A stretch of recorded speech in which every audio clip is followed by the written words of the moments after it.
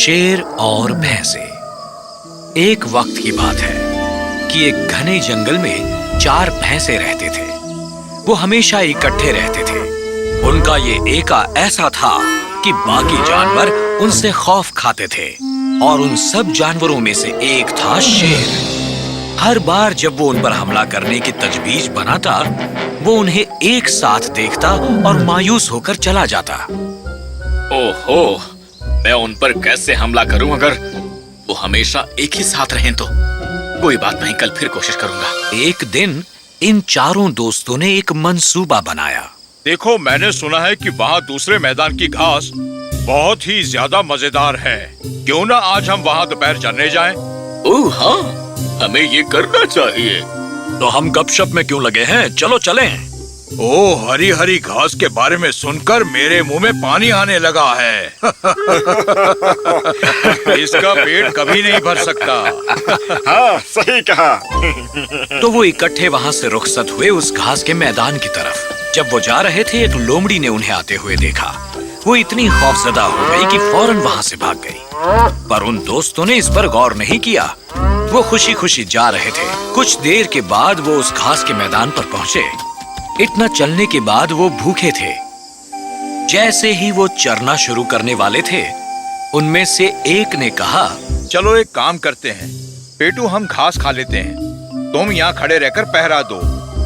क्यों? मैं क्यों इंतजार करूं? मुझे भी तो भूख लगी है। तुम चरने में बहुत वक्त लगाते हो। तुम हमारे बाद चर सकते हो जब हम तुम्हारा पहरा देंगे। मैं तुम्हारा नौकर थोड़े ही ना हूँ। मैं इंतजार नहीं करूंगा। मैं भी तुम्हारे साथ ही चरूंगा। वो सही है, उसे यहाँ अकेले इंतजार करने देना इंसाफ नहीं है। पहले तुम इंतजार करो। तुम्हारे ख्याल से तुम कौन होते हो हम पर इस तरह हुक्म चलाने वाले? अगर मैं तुम्हें तंग कर रहा हूँ तो मैं इसी वक्त यहाँ से चला जाऊंगा। तुम हमेशा हुक्म चलाते हो। हाँ, तुम हमेशा हम पर हुक्म चलाते रहते हो। तुम सोचते हो कि मुझे तुम सबकी जरूरत थी? मैं जा रहा हूँ, चलो चलें। हाँ, जाओ जाओ, मुझे किसी की जरूरत नहीं है। मैं अपने खुद के बल पर रह सकता हूँ। दफा हो जाओ। वो चारों एक दूसरे पर बहुत नाराज थे, पर उन्हें ये पता नहीं था कि उनके पीछे पीछे शेर आया था, इस फिराक में कि कब वो तन्हा हो और कब वो उन पर हमला कर सके। वो घास के पीछे छुपकर उन्हें देख रहा था और यही हुआ उस दिन। मुझे अपनी किस्मत पर यकीन नहीं आ रहा। अब मैं उन पर हमला कर सकता हूँ और एक एक करके उन्हें खा सकता हूँ।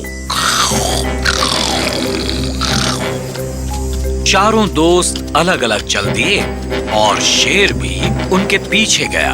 मौका पाते ही मुंह पर झपटा और एक के बाद एक करके उसने उन्हें मार गिराया।